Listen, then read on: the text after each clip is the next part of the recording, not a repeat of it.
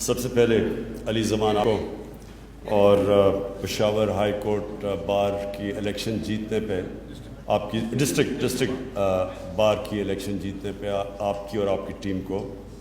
مبارک دیتا ہوں، اور میں امید رکھتا ہوں کہ جو 14 مئی کو ہائی کورٹ بار ایسوسی ایشن کا الیکشن ہوگا اس میں آپ پوری طرح شرکت کریں گے اور انشاءاللہ اسی طرح جیتیں گے جس طرح آپ نے پشاور ڈسٹرکٹ بار کی الیکشن جیتی۔ دیکھیں، میں آپ کے خاص میں نے درخواست کی کہ آج میں اپنی وکیلوں کو ملوں، اور اس کی وجہ ہے کہ جو پاکستان موومنٹ کے نظریاتی لیڈر تھے وہ علامہ اقبال تھے، وہ بھی وکیل تھے، اور جنہوں نے وہ موومنٹ لیڈ کی میرے لیڈر قائد اعظم وہ بھی وکیل تھے۔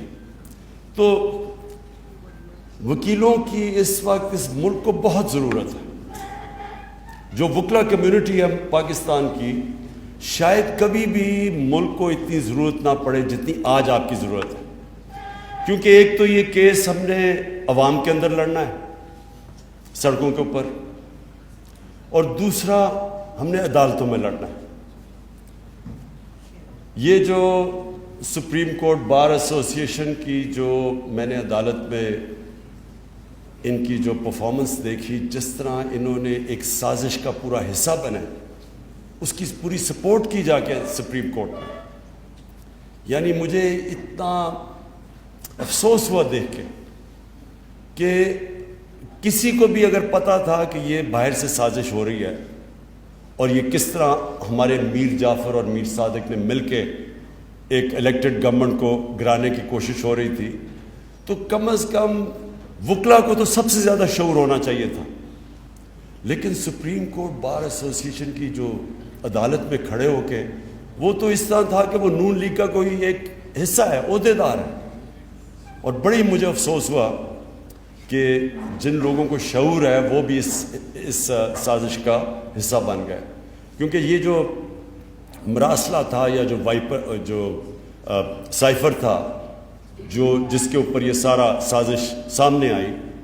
جو باہر کے ان کا جو انڈر سیکرٹری تھا اور ہمارے ایمبیسڈر کے بیچ میں جو گفتگو تھی، تو وہ تو ہم نے جب ایک دفعہ منظر عام پہ لے آئے تو سب کو پتہ چل جا رہا تھا کہ یہ رجیم چینج باہر سے کیا جا رہا ہے، اور اندر سے یہ ملے ہوئے تھے ان کے ساتھ۔ زیادہ تر تو ان کی جماعتوں کو نہیں پتہ، جتنی بھی جماعتیں ان کی سپورٹ کر رہی ہیں زیادہ تر تو ان کو نہیں پتہ، اس لیے ہم نے پارلیمنٹ کی جو سیکیورٹی کمیٹی میٹنگ تھی اس میں ان سب کو دعوت دی کہ آپ کو ہم دکھاتے ہیں یہ مراسلہ، لیکن وہ خود آئے نہیں، کیونکہ ان کے لیڈرز کو تو پتہ تھا، انہوں نے منع کر دیا۔ شہباز شریف تو اس کا پورا اور نواز شریف حصہ تھا، آصف زرداری پورا حصہ تھا، تو ان کو تو پتہ تھا کیا ہے، لیکن باقی لوگوں کو انہوں نے منع کر دیا، تو اس لیے زیادہ تر لوگ انجانے میں اس سازش کا حصہ بن گئے۔ لیکن جو میں ایکسپیکٹ کرتا تھا کہ ہماری جو ٹاپ لیگل باڈی ہے اس کو تو کم از کم اس میں سمجھ آنی چاہیے تھی کہ کتنی بڑی سازش ہے، بہرحال انہوں نے اس کے باوجود اس کا حصہ بنے۔ ابھی جو آگے ہم نے لڑنا ہے یہ عدالتوں میں بھی لڑنا ہے اور سڑکوں پہ بھی لڑنا ہے، اور اس کے لیے میں اپنی ساری جو پاکستان کی وکلا کمیونٹی ہے اس سب کو میں آرگنائز کر رہا ہوں۔ آپ نے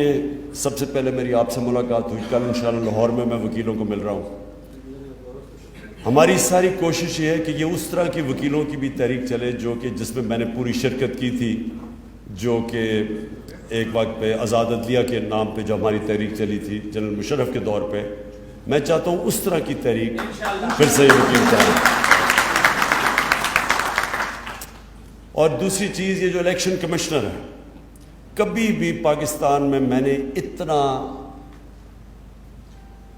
جانبدار الیکشن کمشنر نہیں دیکھا جو موجودہ بیٹھا ہوا ہے۔ پہلے تو الیکشن کمیشن کمپلیٹ ہی نہیں ہے، تو سارے فیصلے یہی کرتا ہے، اور جس طرح یہ تحریک انصاف کو کوشش کر رہا ہے کہ اس کو ہر قسم کا نقصان پہنچایا جائے، یہ جو فورن فنڈنگ کیس ہے، فورن فنڈنگ کیس کیا ہے کہ بیرون ملک پاکستانیوں نے ہمیں پیسے بھیجے جو کہ ہمیں ملک چلا رہے ہیں۔ آج اگر ملک چل رہا ہے تو بیرون ملک پاکستانیوں کے پیسے پہ چل رہا ہے۔ 31 ارب ڈالر انہوں نے باہر سے بھیجا ہے، وہ نہ بھیجیں تو سوچیں گے آئی ایم ایف سے صرف 6 ارب ڈالر ہم نے ہم نے قرضہ لیا، انہوں نے 31 ارب ڈالر بھیجا ہے، تو اس پہ تو پاکستان چل رہا ہے، تو ہماری بھی بہت بڑی بیرون ملک پاکستانی ہماری بہت بڑی سپورٹ ہے۔ تو یہ جو اس وقت ہو رہا ہے، یہ جو الیکشن کمیشن کر رہی ہے کہ باقی دو پارٹیز کے کیس نہیں سن رہی، سپریم کورٹ نے کہا کہ تینوں کے اکٹھے سنو، ان کے سن نہیں رہی اور ہمیں بار بار کٹہرا میں کھڑا کیا ہوا ہے، اور تاثر یہ دی جا رہا ہے کہ جی تحریک انصاف نے کوئی بہت غیر قانونی چیز کی ہے، جو نہیں کی، جو ثابت ہو جائے گا جب بھی ہمارے سب اکٹھے مل کے کیسز سنے جائیں۔ لیکن میں یہ چاہتا ہوں کہ آپ کی مجھے ہیلپ چاہیے ہوگی، یہ جو الیکشن کمیشن کے اوپر بھی، اور پھر یہ جو ابھی شہباز شریف ہم یہ عدالت میں جا رہے ہیں کہ 16 ارب روپے کے ان کے اوپر جو کیسز بنائے تھے وہ ایف آئی اے نے بنائے تھے، جو انہوں نے نوکروں کے نام پہ پیسہ لیا ہوا ہے۔ اب یہ اقتدار میں آ کے سب سے پہلے جتنے آفیسرز انویسٹیگیٹنگ تھے ان کو فارغ کر دیا۔ یہ کیسے ہو سکتا ہے؟ یہ کہیں بھی دنیا کے اندر قانون میں آپ جانتے ہیں کانفلکٹ آف انٹرسٹ ہوتا ہے۔ اگر آپ کے کیسز ہیں، آپ کیسے اس ادارے میں مداخلت کر سکتے ہیں؟ اس کے لیے بھی ہم عدالت میں جا رہے ہیں اور آپ کی بھی ہمیں مدد چاہیے ہوگی، کیونکہ یہ تو ایک ایف آئی اے ڈسٹرکشن ہے۔ اس کے بعد تو ایف آئی اے کبھی بھی کسی طاقتور کے خلاف جرت نہیں کرے گا کیس کرنے کا۔ کوئی بھی طاقتور، کوئی F B R, F I A, NAB, یہ سب ڈریں گے طاقتور لوگوں کے خلاف قانونی کارروائی کرتے ہوئے، کیونکہ ان کو ڈر ہوگا انتقامی کارروائی، بعد میں انتقام لیا جائے گا۔ اس لیے اس پہ بھی ہم انشاءاللہ آپ سے ان ٹچ ہوں گے، آپ کو بھی علی زمان ہم آپ کو بتائیں گے کہ ہمیں کرنا کیا ہے، کیونکہ دیکھیں یہ میں پھر سے بتاتا ہوں، یہ تحریک انصاف کی جنگ نہیں ہے،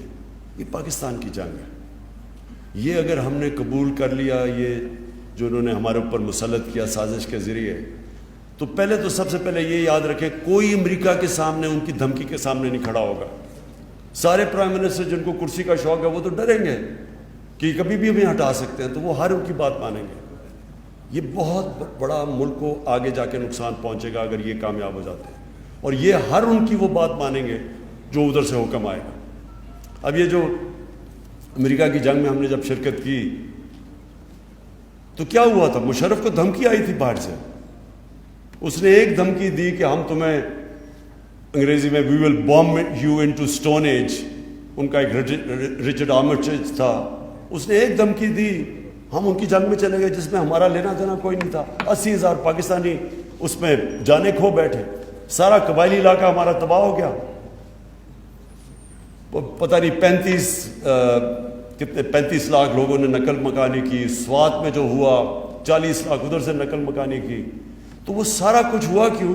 کیونکہ ہمارا جو سربراہ تھا وہ پریشر نہیں لے سکا، ایک دھمکی میں گھٹنے ٹیک دیے۔ تو ابھی بھی دھمکی ہے، ابھی بھی انہوں نے کہا کہ یہ چاہتے تھے کہ یہاں بیسز ہوں افغانستان کے اوپر ڈرون اٹیکس کے لیے۔ تو جو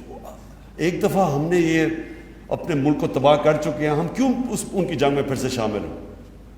اور پھر ان کی یہ بھی کوشش ہے کہ جو وہ کہیں ہم کریں۔ اب روس سے ہمیں 30% کم قیمت پہ تیل مل رہا تھا، 30% کم پہ گندم مل رہی تھی، ہم نے اس وقت 20 لاکھ ٹن گندم امپورٹ کرنی ہے، روس سے 30% کم قیمت پہ مل رہی تھی۔ آگے گیس کا پرانا کانٹریکٹ چل رہا ہے جو ہم سائن کریں کیونکہ ان کے پاس گیس بڑی سستی ہے، تو وہ ادھر سے حکم کرتے ہیں کہ جی آپ یہ نہیں کر سکتے۔ ہندوستان کو انہوں نے کہا، آگے ہندوستان ان کا اسٹریٹجک الایا، پھر بھی انہوں نے ریفیوز کر دیا کہ ہماری جی انڈیپینڈنٹ فارن پالیسی، اور ہم جو نہ 3 میں نہ 13 میں ہمیں دھمکیاں دے رہے ہیں۔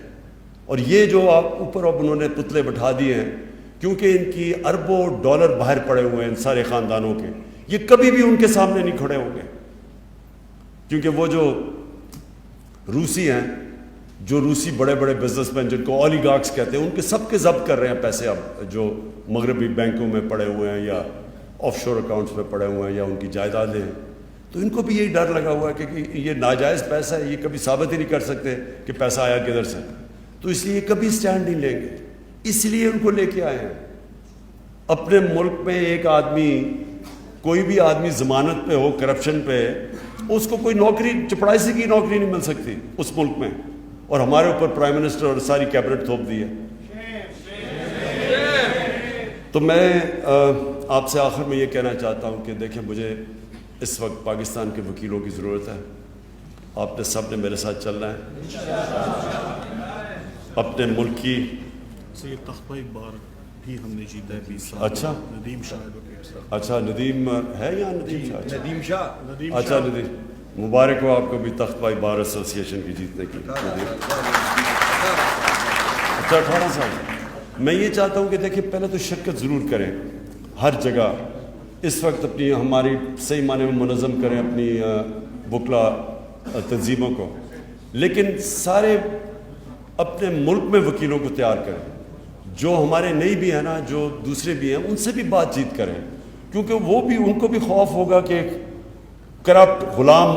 امریکنوں کے غلاموں کے نیچے اپنا ملک کا ہم ان کے نیچے اگر ہم چلیں گے تو وہ سارے ملک کو نقصان ہے. تو اس لیے میں نے کہا تھا محمود خان کو اور شاہ فرمان کو کہ ضرور میری آج وکلا سے میٹنگ کروائیں, اور ہم تاکہ آگے یہ جو آنے والی تحریک چل رہی ہے اس میں آپ پوری طرح شرکت کریں, اور اسی طرح کی شرکت جس طرح آپ نے وہ بہت بڑی وکلا تحریک پہ کی تھی جو آزاد عدلیہ کے لیے. شکریہ.